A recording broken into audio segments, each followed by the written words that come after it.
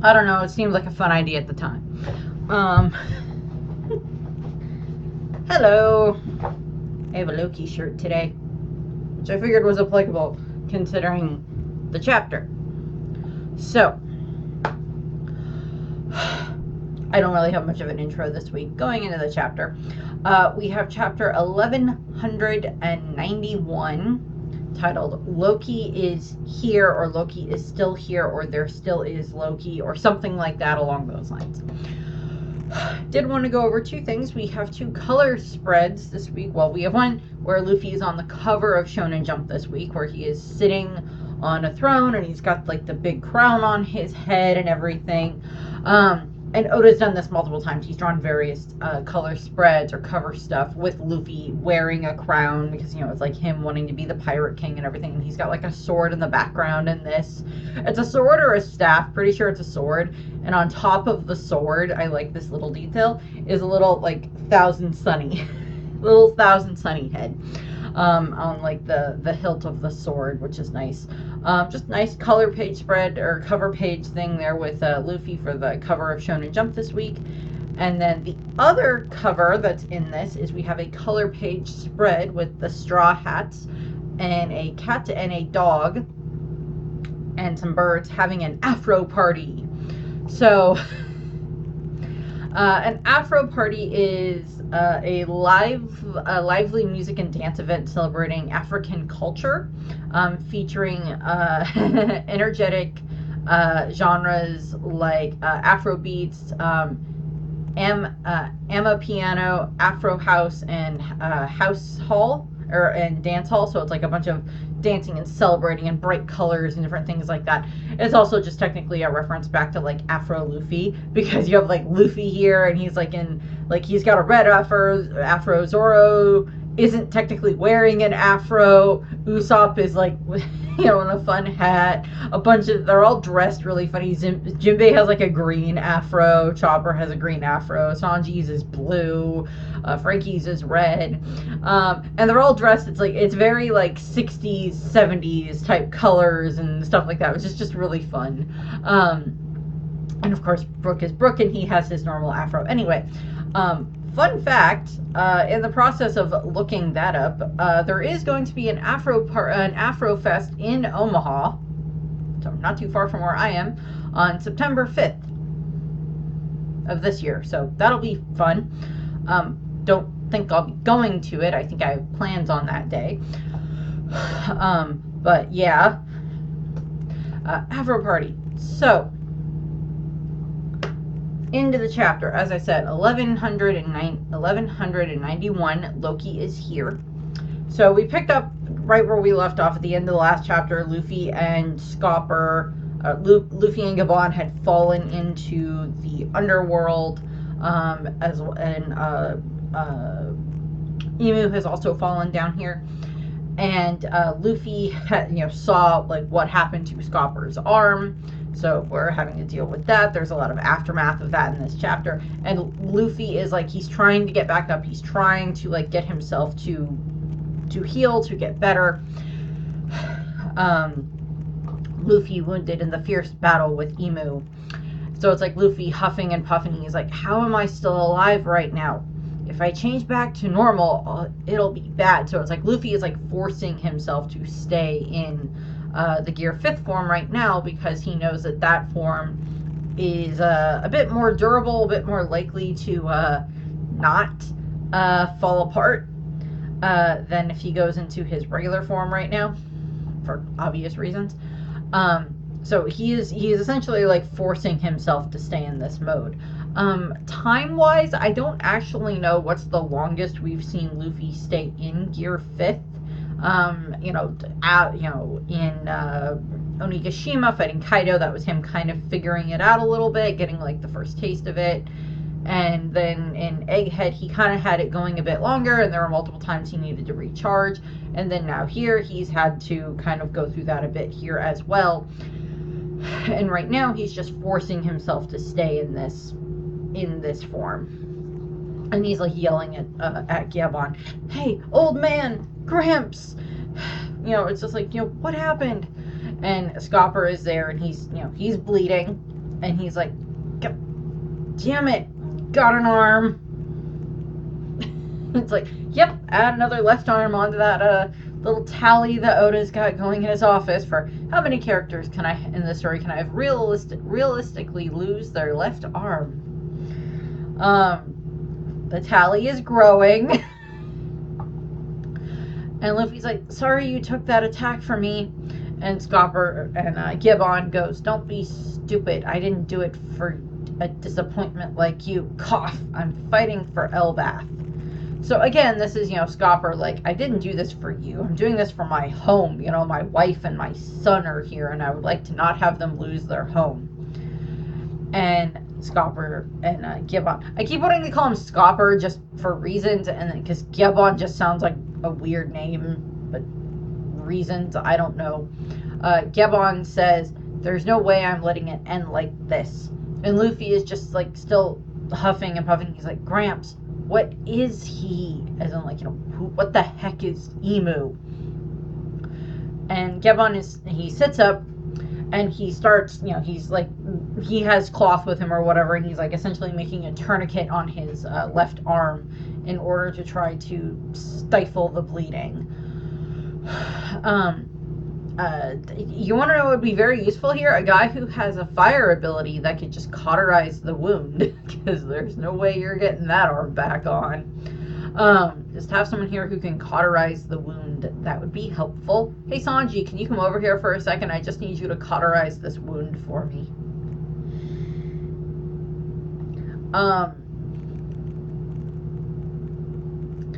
Yeah, we need some like what Kinemon did for Kiku on the roof of Onigashima when she got her arm locked off by Kaido in a similar type of an attack.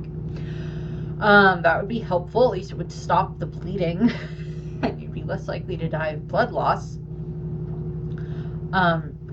And Gibbon is like, well, his true nature seems to be a big secret.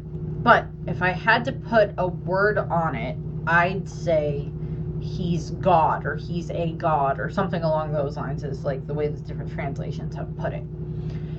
And we cut to where we have Realm of the Dead, and we're looking at one of the mountains that got destroyed by the Atom Wood falling on it, and we see like a chunks of the Atom Wood tree around it.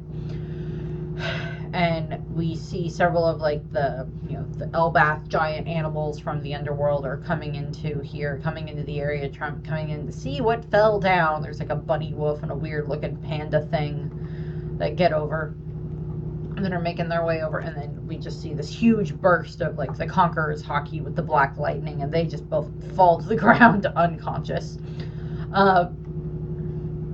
And Emu is here, and Emu is just like laid out on his back.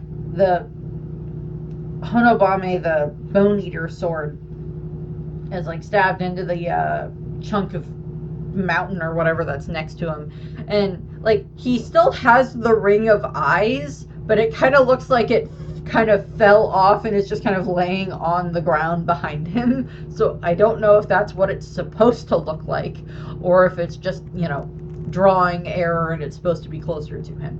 But it looks kind of funny because it looks like it kind of fell off and is just like lying off to the side above him, which is kind of funny. And he goes like, the Pirate King's crew. And he is huffing and puffing, and he is bleeding. We see wounds on Emu. Now, to be fair, he has been hit multiple times, and I think he did maybe take a tad bit of damage there from the attack from Gibbon, but it was also Emu has shown signs that there is like he's running out of time in regards to how long he can be here, in regards to how much power he can exert at the moment. And again, that's kind of one of the things that we're thinking of, like that's going to be the way that the Straw Hats are able to kind of like win in this regard, because Emu will have like a time limit or a certain amount of energy, some combination of that, of like he can be gone from Marie Joie or away from something for a certain amount of time, or using a certain amount of power, somewhere in that combination of those two things, and then he has to go back to Marie Joie, back to like the safe zone or whatever, his safe place, so that way he can recover.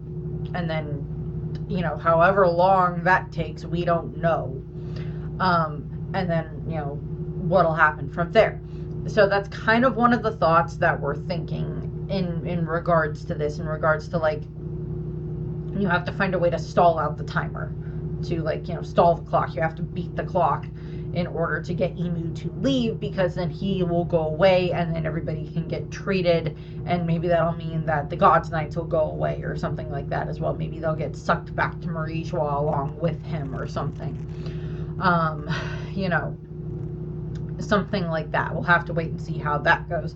I don't think we see Summers, the fight between Zoro and Summers, or Sanji and Killingham in this chapter, but I could be wrong. I don't think so. I think it just mostly focuses on Imu and then the Loki stuff that we'll get in a bit, and Luffy, for what's going on here. So Imu is huffing and puffing as he's lying there on the ground, trying to catch his breath and potentially stop bleeding. And he's like, the Pirate King's crew, 'twas unforeseeable that those youths from God Valley would become such a nuisance.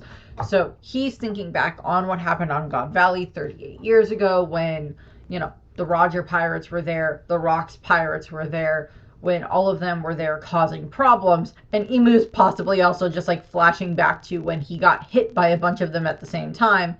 And it didn't really do any damage to Imu necessarily. Saturn maybe got a little bit of damage done to him, but Imu himself probably wasn't all that affected by it, considering we just saw him glorp back together back in the flashback. But now he's thinking, okay, so we had Rocks. He was an issue. He's been taken care of. He's gone. Then now I've had to deal with Roger and deal with all of that stuff with him becoming the Pirate King. And then he had other problems. I've had other ones that I've had to deal with. Now I've had to deal with Gibbon again, who used to be on this other guy here with the axes that used to be on the crew. They're causing problems. They're far more problematic than I thought they would have been back then. It's just like, I should have taken care of them back then. They were unforeseen nuisances. And he like lifts up his hand and he goes, I ought to have dealt with them along with Rocks back then. And he's like, lift up his hand, and it starts to shift. It like goes all black, and he gains claws on his hand. They, you know, his nails turn into claws, or his hands itself, his fingers turn into claws. And we get like the silhouette shot of like him seeming to, like, I guess potentially get bigger. He's giving off energy. He's, you know, he's like powering up. And again, it's like, how much of this is detrimental to Imu, because we don't know how much of a cost this is for him. He may still have like immortality in the fact that he can still keep living even if he uses a bunch of this power, but it just means it's like he's running down his magic gauge, and if he runs all the way out of his magic, out of his power, then he's gonna get zoinked back to Onigashima. Yeah, he has to go back to Onigashima, back to Marijois. And then recharge, essentially, potentially go into sleep mode, like how in Norse mythology Odin has to go into the All-Father, the sleep, the All-Father rest or whatever for like a certain amount of time every so often, in order to like recharge himself. The all sleep is what he has to go into. So I'm wondering if Imu is going to have some form of that. And yes, because of the fact that there's like this mention of like Elbath is, you must be cautious of Elbath and stuff like that, there is this thought of whether or not there is some type of like a time dilation somewhere on Elbath, either Elbath as a whole, and then maybe more specifically in the heavenly realm and the astral realm up top. And there's been a lot of talk about that. I know that Tekking has talked about that, and I know that a couple of others have mentioned this as well in regards to the thought of like, maybe we're going to get kind of like another time skip type of a situation where like after going through all of this, Luffy knows, like after having gone through this and had so much trouble with fighting Imu here and seeing the way that, you know, Zoro and Sanji having to fight against Summers and Killingham and stuff like that, that him and the rest of the Straw Hats need to do a bunch of training. They need to work on upping their abilities. And it's not that they're not strong, but it's that they need to work on getting even stronger. That they need to work on training themselves more physically and mentally, and where the rest of the crew just needs to freaking unlock armament and observation Haki. And then Zoro needs to learn how to control his Conqueror's Haki far better than he can, because he still doesn't quite know how he's using it.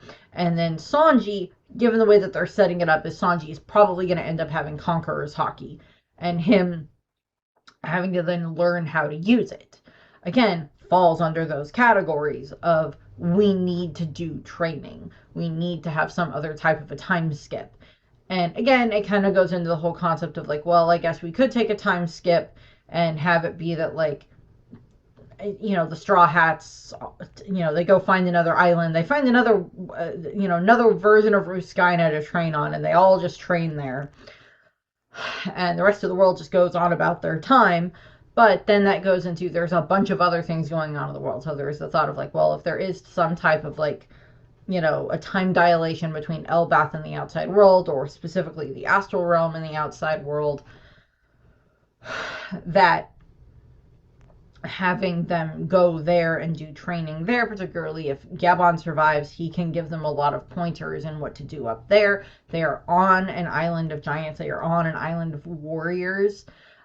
There's stuff there that maybe they can learn. Loki might get thrown into this as well, and maybe he has to do some training. I don't know, maybe Hyrudine, given what we're going to see, might do some of that training. Some of the others might as well.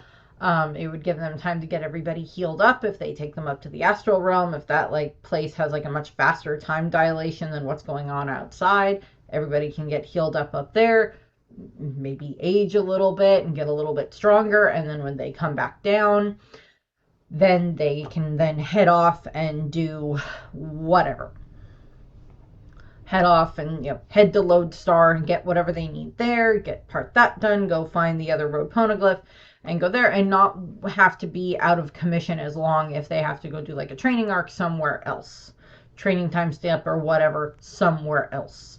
So again, there's kind of that question there of just how's this gonna work? What's Oda gonna do? And I don't know. I would be okay with a time skip, with somehow having it be that the Straw Hats find a way to train and not just ignore the outside world for whatever amount of time while they're training. Because I agree that Nami and Usopp and Chopper and Robin and Brook and Frankie all need to learn how to use observation and armament Haki. I know that it's a very long shot that any of the others would be able to have Conqueror's Haki, which they would need in order to fight the Gods Knights. But they don't, but that would still give them the ability to have the ability to much stronger abilities in fighting a bunch of other enemies down the line. So, focusing back in on Imu, he is activating another transformation that he can go into, and he is we see it kind of, he essentially kind of erupts, or just lets out this huge burst of energy, and I'm not exactly sure what happens. It looks like he either just jumps into the air from the perspective, or it looks like a volcano erupted. So yeah, we'll get to that in a moment. But first we're going to cut away and we're going to go to the Owl Library in the Realm of the Sun in the basement near the rear entrance. And Chopper has gotten over here, and he is in the library now with Brook and Robin and Saul, along with Biblo. And he's like, oh, thank goodness, the books are okay. And Robin's like, yes, it's all thanks to Biblo. And Saul is looking yeah, Chopper, I want you to try and talk to him. And Chopper's like, he sure looks like he's trying to tell us something, but really, he struck me as the silent type. So then Biblo just starts hooting at Chopper. Hoot, hoot, hoot. Starts hooting at Chopper, and just is hooting at him, hoot, hoot, hoot, hoot, hoot, hoot. Just going off. And Chopper's like, what? So we cut away from that. So yes, it was they wanted Chopper to come to the library so that way he could translate for Biblo, essentially. Because Chopper can do that. That falls under one of the things he can do. So we get like, what? Like, that's like a page. That's one page that we get there. And then we're going to cut back to what's going on with Emu and whatnot. And we get this double page spread. And it's just like huge bursts of Conqueror's Haki going off. And Luffy and Gibbon are just kind of like, like, because, like, you know, again, it's Conqueror's Haki, and it's really strong Conqueror's Haki coming from Emu, and they're being, you know, kind of, you know, jolted around by this, and this, everything is shaking, and Emu shows up, and he's coming from below, because they're on, like, another lower branch, or another lower area, and he comes up, and he just, like, punches into the branch, which is kind of cool. He just, like, punches into the branch from below, and, you know, whatever it is that they're on, he like punches into it to like jostle them. And we get this image here of him, and he has souped up his ability. He is much bigger. He's gained another pair of horns. The eyeballs have shifted. They are no longer, or at least from this picture, they are no longer behind him. They are now, there's like loops, there's like a loop of them around both of his wrists, or around like both of his forearms. Circling them, and then there's around his waist where we see them. Not quite around his waist, but more like further down around his hips area. Like where we saw like his very baggy parachute pants type of stuff. And I think he may have gained a few more dots on his belly, and his arms have gone completely, or at least according to the image, black. I think his wings got a bit bigger, and we can still see the pointed tail in the background. And when I was looking at this initially, and based on one of the original earlier translations that I saw, when Emu kind of just like, you know, jumps into the air, what I had seen was like eruption. So it's like the ground is like erupting. So I kind of thought of a volcano, and then I like looked at the form that they have here for him. And I had kind of thought of Typhon or Typhoon from Greek mythology. So a little bit of a Greek mythology lesson here. I can't actually pull out my mythology book at the moment because that doesn't have Typhon in it, I don't believe. So, in Greek mythology, there is this monstrous storm giant named Typhon, or Typhoon. That's where we get the word typhoon from. And he has laid siege to heaven at one point in order to try to defeat Zeus. And in doing so, he got defeated. And he got thrown into the pit of Tartarus. And since then, he sends out these devastating storms that issue forth from the dark nether realm. And later poets would say that he is trapped inside of a, that he has become like a giant volcano that is supposed to be Mount Etna in Sicily. For how, like, you know, how the Greeks were like, hey, it's Typhon's in that volcano over there. Don't piss him off. And I just, the way that he was designed, kind of, the way that Emu here is designed kind of reminded me of some of the descriptions that I've seen of, like, Typhon in, like, mosaics. On carvings on pottery or mosaics on walls from, like, ancient Greece. So I wanted to point that out. And again, it's, you know, he's this big, you know, scary demon guy, so it makes sense if there's something there that Emu is just like, you know what, I'm gonna have my form kind of imitate this guy.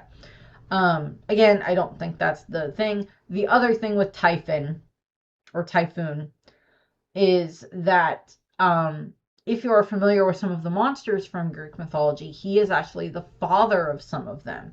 His mate, Echidna, not to be confused with echidnas that are from Australia, that are egg-laying mammals like platypuses, not to be confused with them, although I think that's where her name was used to name them, for reasons I don't know, but was. Echidna, his mate, they are the parents of multiple monsters from Greek mythology, like the Hydra and Cerberus and the Nemean lion and several other ones. that I just can't remember off the top of my head at the moment. But they are the parents of these monsters. So again, I don't think that's going to tie into anything here. I mean, like, we've had Cerberus in One Piece as well already in this arc with Shamrock's sword, and then we've kind of had a Hydra in the form of Orochi. We've had multiple references to like lions and stuff like that, but I don't know if we've ever had like a full-on reference to what is supposed to be the Nemean lion off the top of my head. There's been multiple lion references though, and even in this arc there were lion references with the Iskat up at Rhodes Castle. So again, it falls into the realm of, well, he kind of looks like it. I don't think that's exactly what he's representing, but I wanted to point that out and go off on another tangent because I love Greek mythology tangents. So Imu has shown up, and he also still has the Honobame, the bone eater sword in his hand, and he's like, to escape from Honobame with only an arm lost, how impressive. And Gibbon's like, that's my line. Oh boy. You walking off my attack is a blow to my ego, is a blow to my rep. And he was like, not that I've got the hands to applaud you. So it's like, yeah, you walked that off. I can't applaud you though. You took my other arm. And Imu is just like, this next attack will leave nothing behind. And he is, preparing to attack Luffy and Gibbon in this case. And Luffy is saying, is that him? He looks totally different. So yes, he does look much different. And Gibbon is like, listen up, Straw Hat. Get your crew and leave Elbaf. And again, this is giving Luffy an out. This is being like, you go. You leave. You go get your crew. You get on your ship. You leave. You get out of here. And Luffy is not taking that. He is just like, there's no way I'm doing that. It's like, I'm not leaving Elbaf. I'm not leaving right now. You guys are in trouble, type of a thing. And Scopper goes, you're barely better than a corpse at this point. You can't help us. And Luffy goes, I could say the same to you. How can you fight like that? So, like, Gibbon has, like, his arm all tourniqueted and everything, and he's still bleeding. So, there's that. So now we have Imu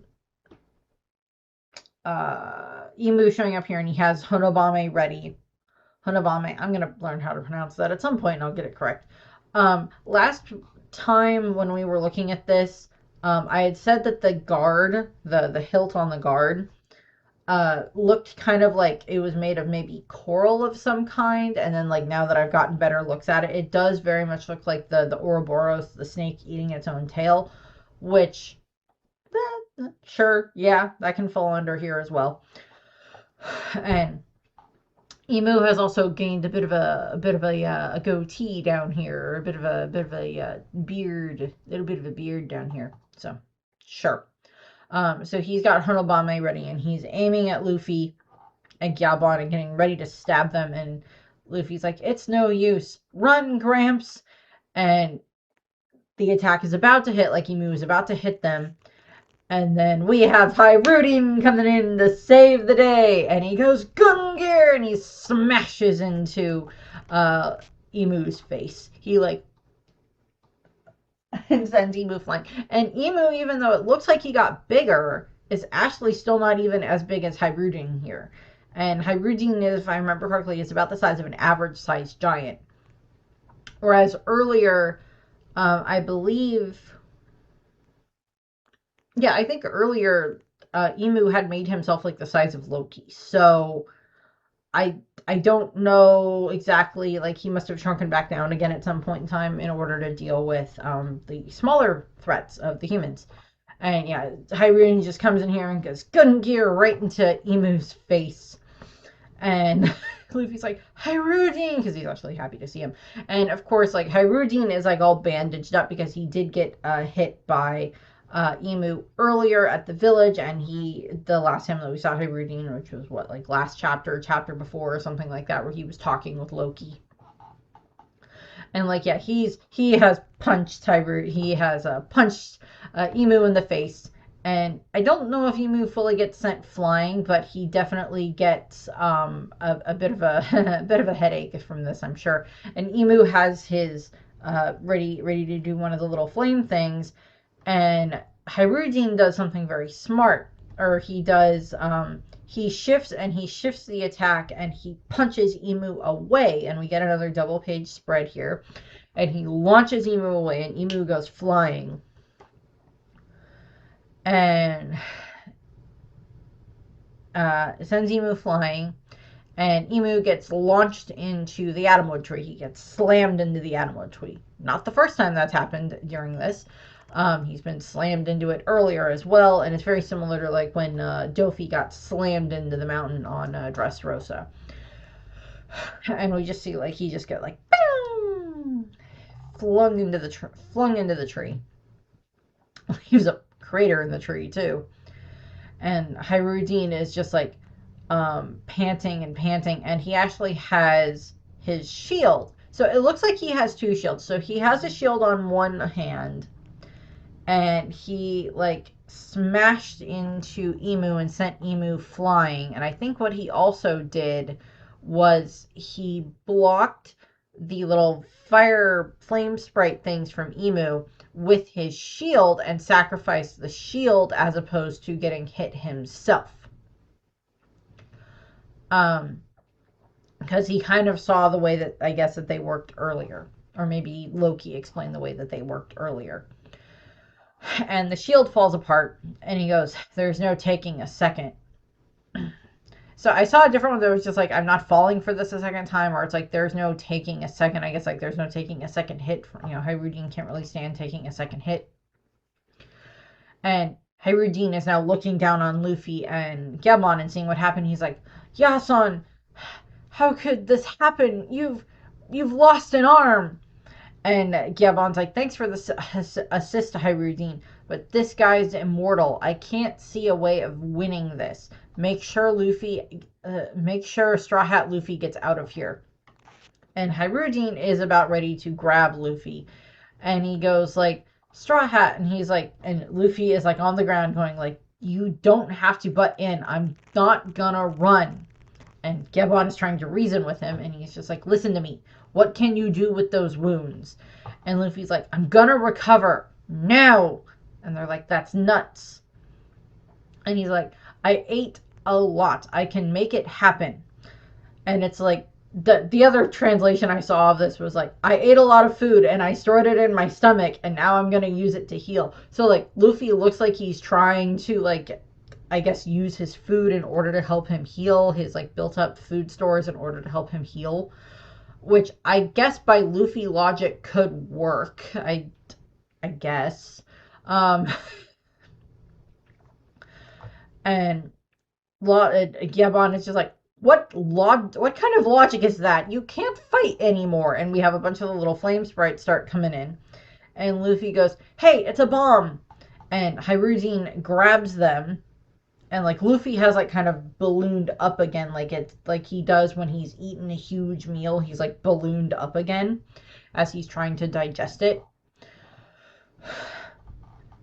And Hyrudine grabs them, and he's like pulls them to his chest, and he's the one who takes the brunt of this attack, unfortunately. And they're like, "He's back." And like, so there's like all the smoke coming off of Hyrudine because he took this explosion. And Gebon is like, "Hyrudine, fall back. Live to fight another day." And like Emu's just kind of staring down at them at this. And Hyrudine goes, "Yason, Elbaf won't bend the knee. A true warrior is always resolved to die in battle." And Gebon is just like, "Moron, consider the fallout of your death."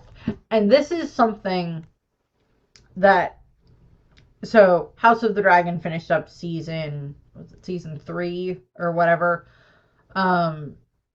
Yeah, season 3 last 2 weeks ago or whatever.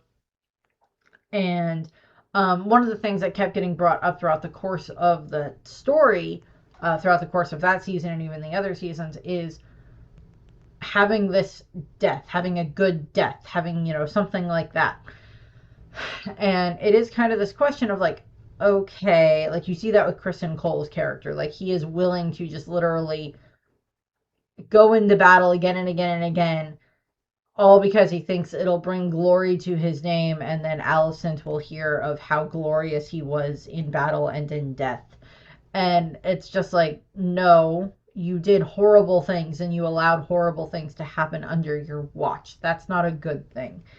And it's kind of this question that gets brought up in House of the Dragon and to a degree in the other Game of Thrones series as well, is what is the thing that you are remembered for more? The way that you died or the actions that you took while you were alive?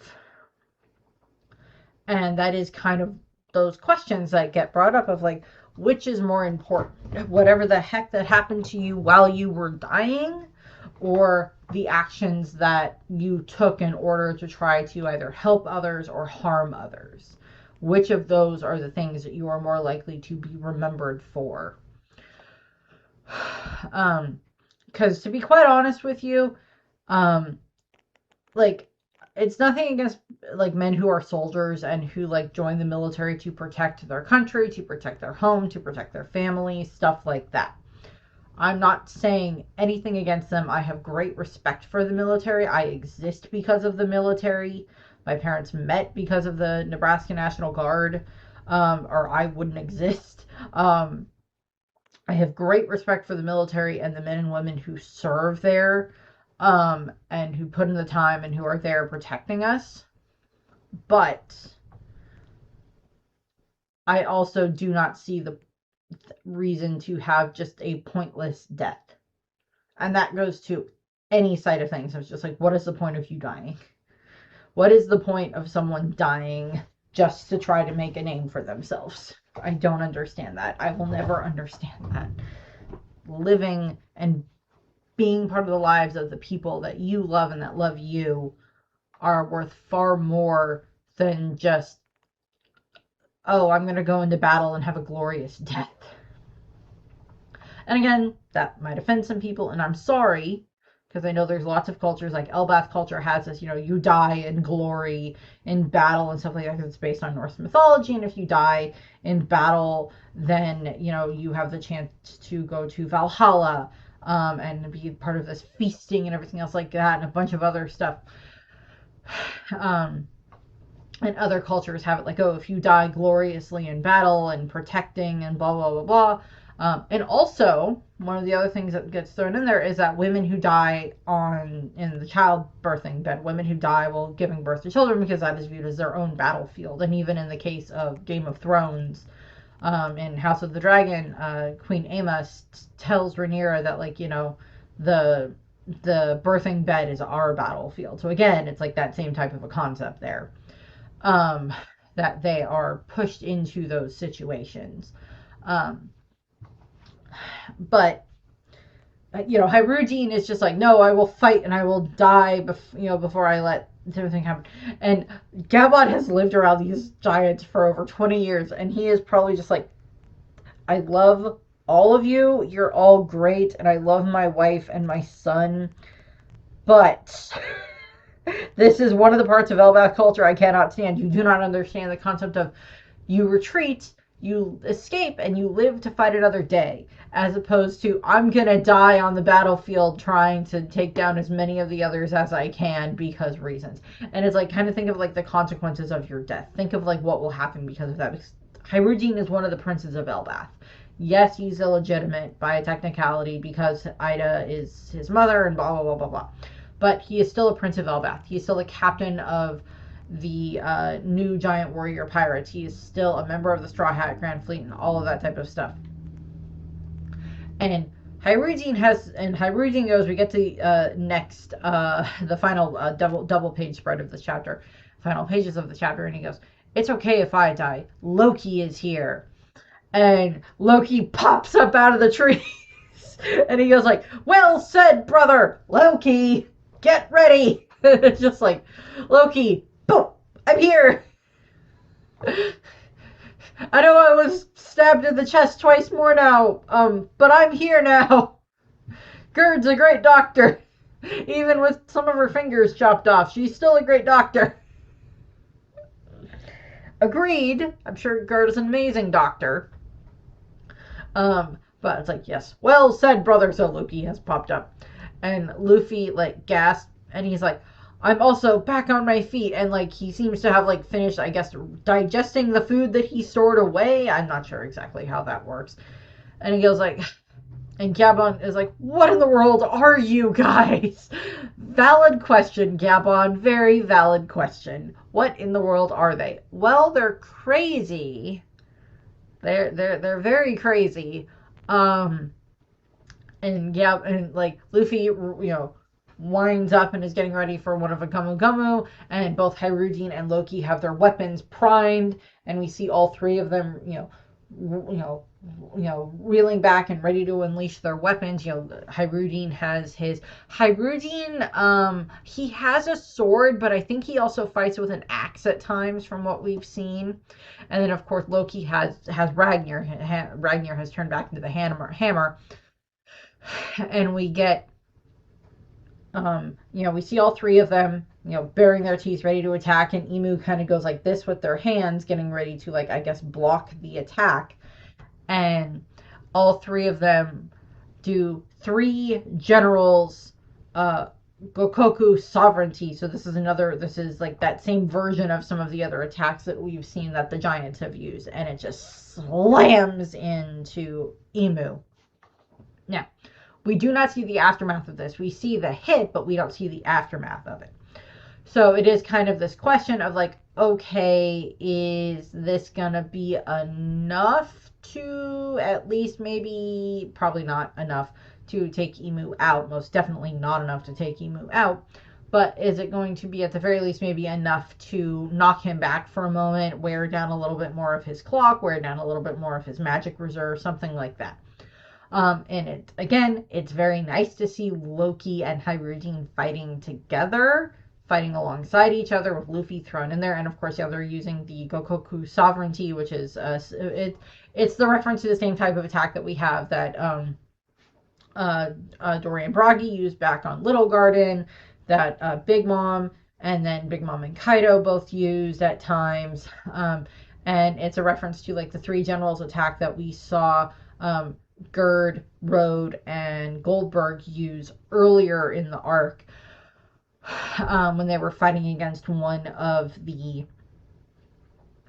dream monsters in order to try to protect the kids, or fighting against one of the dream monsters, or if it was against one of the Domi Reversied giants. I don't remember exactly, but they use like this 3 generals attack that they use. That's this attack again, although in this case this one's probably a bit stronger because it's involving Loki and Hyrudean and Luffy.